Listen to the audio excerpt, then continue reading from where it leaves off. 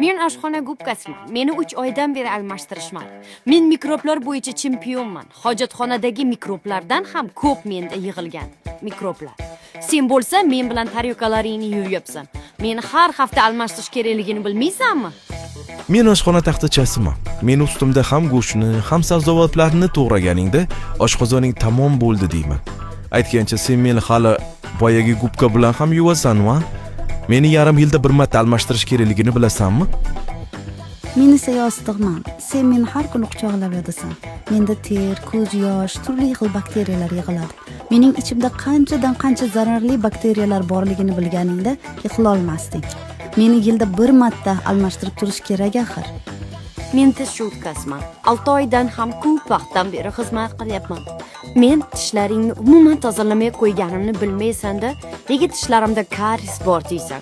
Axir meni har 3 oyda almashtirish kerak.